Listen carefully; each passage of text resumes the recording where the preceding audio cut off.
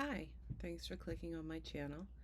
Today's video, it's been a little while, I know, but I was inspired to talk a little bit about pain and suffering with regards to how perspective can really influence both, okay? If you're interested, keep watching.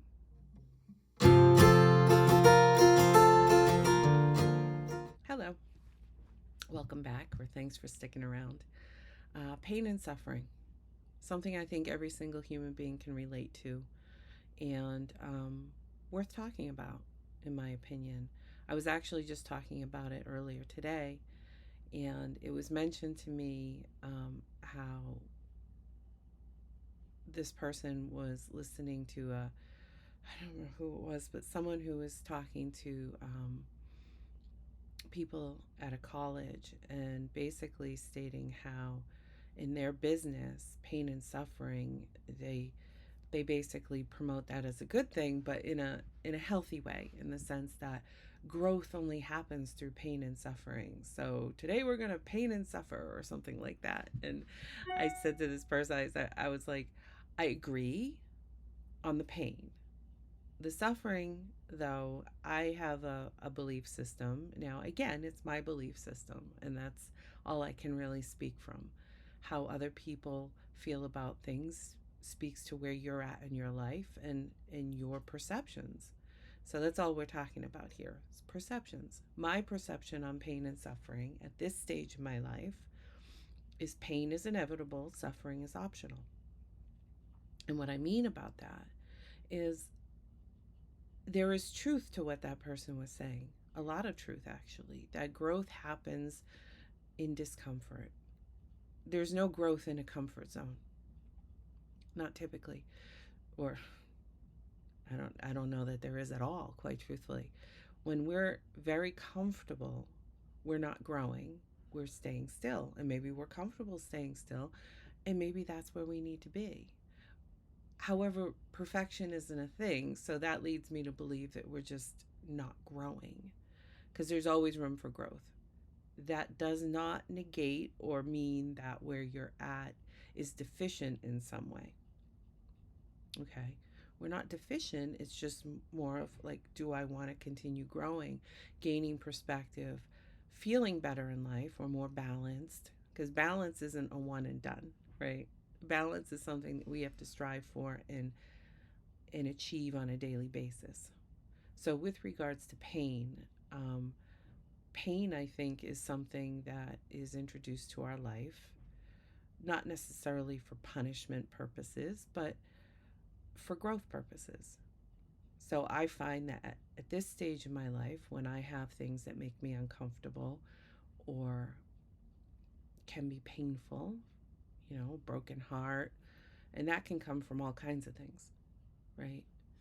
Someone passes away, someone leaves your life, um, you move. There's a lot of stressors in our life that are perceived as positive, like having a baby, getting married, moving, um, that can be very stressful, right? And create a level of pain within us. And even when we walk away or we transition in life to something bigger and better or newer or whatever, that again, perception, there's still a level of letting go, releasing, releasing how things were or where I lived or what I'm doing. Transition comes with some level of discomfort. That's why you hear a lot of people say, I don't like change.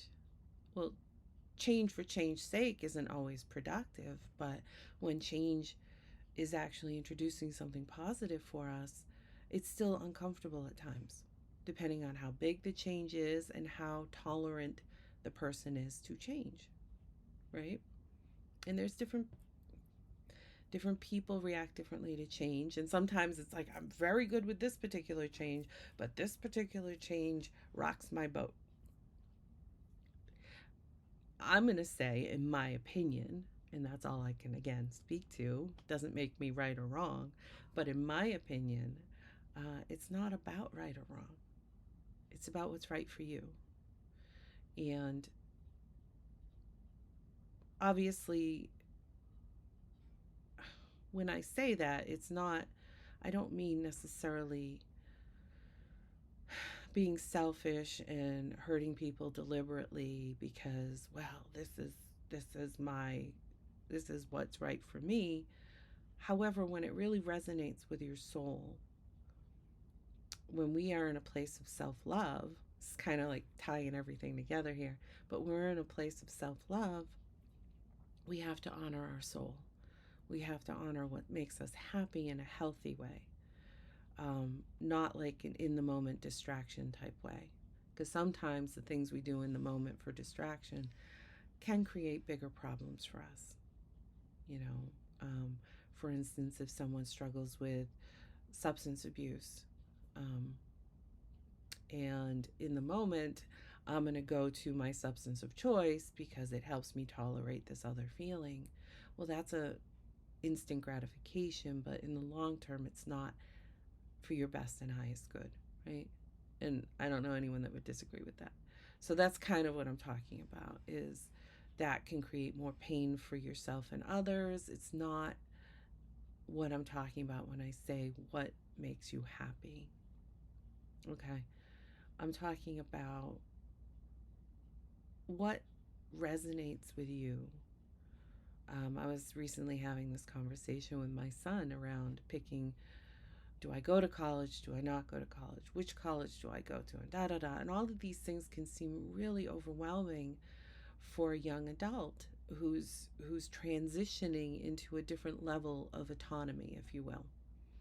And the best thing I could do as a parent was just reassure him that you're not going to be alone in any of this, but there is a level of self accountability and to trust yourself. What makes you happy? Don't pick a major because it makes the most money. Yes, that's part of being responsible as far as like we have to navigate a practical world and be pragmatic for sure. Like if someone says what makes me the most happy is to sit in front of a TV and play video games, well then that's not very pragmatic, right? That's not going to really help you in the long run. Some people can make a living out of it, but I think that is fairly saturated. So it's looking at things from a responsible way, but also trusting your what brings you happiness inside, right? So it was a little different with him, but it was like, okay, I want you to chase your joy while also making smart goals, okay? Intelligent decisions, discerning decisions, and not being impulsive. So it was a long story, and I don't need to air all of that here, but it was basically encouraging him to trust himself, to do what makes him happy, and know that he's not alone in the sense that if you stumble, which is mistakes are proof we're trying, right? That's part of the journey. Part of the journey is pain. Some will say it's failure if we try something or an endeavor and it doesn't work out the way we intended. You can say failure. I say, okay, it's a step in the right direction. I say progress. Okay, now I know and I can kind of tweak what I did wrong. I don't know, again, I don't necessarily believe in that. I mean, yes, there are some inherent rights and wrongs. Like, don't purposely be rude or mean or harm someone or deliberately try and get in their way of progress or whatever the case may be, but that's another story for another day. As far as this goes, it's more of a find what feels right in your inside and proceed. And if you make mistakes or things don't work out the way you intended, learn from it. Readjust and then try again and try again until things work out. Or actually recognize sometimes we're trying on something that isn't meant for us, okay? Because maybe we think it feels good because we're still in a position that We have distorted belief systems, whatever that means for you, right? I mean, that's going to vary from person to person. If I'm a people pleaser, I might think it makes me feel good to put myself last and everyone else first. And that might be more like an addiction in a sense. It's a form of codependency of I'm a people pleaser and I thrive on how it feels when I please people. However, where are you in that equation? Is anyone feeding you? Is anyone making you feel good or pleasing you? Or is it all one way? In those situations, it usually is one way because there's a lesson in that. There's lessons in everything. That's what we're here for, in my opinion. I think it's Earth School. And we never stop growing unless we choose to not grow, unless we choose to stagnate because it's more comfortable and maybe we have a distorted belief system that we cannot face that or deal with that because it seems insurmountable. And in those cases, it helps to get help. Okay. If we feel that stuck, there's all kinds of forms of help. Okay. So I'm not just pushing therapy, although that is one good way. However, there's plenty of, I don't even like to use the word good, there's plenty of ways to get unstuck. Okay. There's different modalities. However, that also requires us to be willing to look into it and to sometimes even just push our comfort zone around belief systems. You know,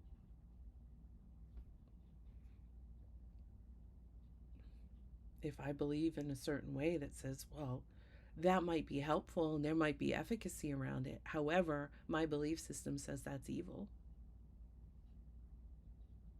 Well, then maybe that's a time to reassess our belief systems if it's keeping us stagnated.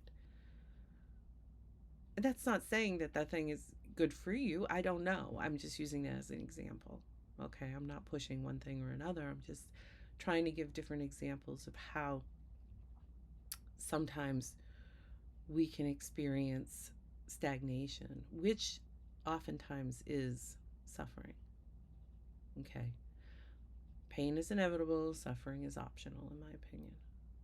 The suffering part is usually the feeling stuck in distorted belief systems or dealing with distorted thinking, um, where it just keeps us looping, right? Looping around the same scenarios and thinking worst case scenarios and da da da da da. You know, some people do that more than others, but we've all done it at least once. It's hard not to when you have such a massive powerhouse like our brains. Okay, that's what our brains are. We have metacognitions, which means we can think about thoughts that we have, and that can lead us down a huge rabbit hole, or it can also help with healing us, depending on the direction and the perceptions we have, and the direction we take it. Okay, so with that being said, when I talk about pain and whatever the case may be, I've come to a place in my life where I see that as an opportunity for growth. Once upon a time, it was the whole, why am I being punished? And who did I wrong in a past life? You know, the little statements that we throw out there, right? Um, However, now I'm at a place, again, doesn't make me better than or greater than, none of that. That's not what I'm trying to say. If this resonates for you and it's where you're at in your life, then hopefully you find it helpful. If it doesn't, or it's not a place that you're ready to even conceive as pain being an opportunity, then shut it off. Don't give yourself one more thing to struggle with. Honestly, I personally believe in challenging myself. I think challenging myself sometimes brings pain, but pain, in my opinion, I know I'm not a masochist. Okay, so I don't mean that kind of pain. I'm just saying, um, it brings growth. So again, I'm not talking harmful pain. I'm talking discomfort. Sometimes looking at your own demons, if you will, your own shadow side, like things that we might not like about ourselves, but or it's oftentimes you see it in other people. If other people behave a certain way and we can relate because we've done it, but irritates us when other people do it, that's time for growth. That's an opportunity, in my opinion, to look deeper at yourself and make changes if you feel changes are needed. Again, we make the choices that are aligned with us and where we're ready. We have to meet ourselves where we're at. If I'm going to train for a marathon, I'm not going to just go out and expect that I can run 24 miles. I'm going to start where I'm at and I'm going to grow from there. Well, it's the same thing with anything, any kind of growth. Start where you're at, whether you like it or not, face it, and move forward, one step at a time. But I'm at a place now when I see pain, I look at it as an opportunity for growth. I will sit and, oh, no, no, don't come in. Don't come in. I'm in a video. I'll be right there. I'll be done in a minute. All right. Thanks, hon. Sorry. So, where was I? So when discomfort or pain or anything that's brought into my life comes my way, I now take a pause and I will meditate and go into prayer or whatever you want to call it. And I will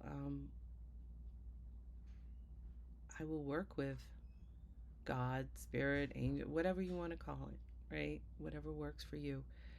But some people it's working with your higher self or whatever, wise mind, right? I will sit with myself and with my spirit team or those that have passed on, as well as God and angels and stuff, and I will sit there and I will say, what am I meant to learn from this? How is this here to help me grow? And then work with it. As uncomfortable as it may be, that's where the growth comes from, is being willing to challenge yourself. And if we're not in a place where that is feasible in the moment, then come back to it. It's kind of like when we're activated in emotion. Let's ground ourselves. Instead of being reactive, let's be responsive. Ground, calm ourselves down, and then parse it out. Check the facts. Parse it out and discern like what, if anything, needs to be addressed here, either within myself or with other people. And then what is the best way of doing that while getting my goals met? Okay. This is a deep rabbit hole. I could go on for hours on this one, but I just, it seemed like a relevant topic that had come up in discussion. And again, when something feels like it's a repetitive theme or whatever, I tend to come up here and I talk about it. And so hopefully that's helpful. Feel free to leave me an email or a message and whatever, or not. Do with it what you will, because at the end of the day, you have to meet yourself where you're at, not where I'm at, not where someone else is at. This is not a competition. Ego makes things competitions. And there's nothing wrong with ego. We need ego to navigate this world. However, where we're at along our timeline, our soul's progression is really not a competition. It's apples and oranges. It really is. So it's not an opportunity to judge ourselves or judge others. It's an opportunity to see, you know what, I want to keep growing. And what have I experienced that helps with that? Because again, when we go through pain, it helps us grow with regards to strength, resiliency. It helps us learn new ways of managing things and problem solving. There's tremendous amount of growth that comes from discomfort. We just have to look at it as an opportunity, which is growth mindset, versus a punishment and spiraling down that self-judgment and all the things that are wrong with me and why I deserve this and da da da da da da da da. It's not about deserving. We can take the perspective that life is something that happens to me, or we can take the perspective that life is something that I create. There's going to be a little bit of both, but which one makes you feel better, right? Because we do create. We are all creators in our own way. We're not gods. Okay. I don't mean to make it sound like that. It's not an ego thing. It's just we have more power than we give ourselves credit for. The brain is powerful.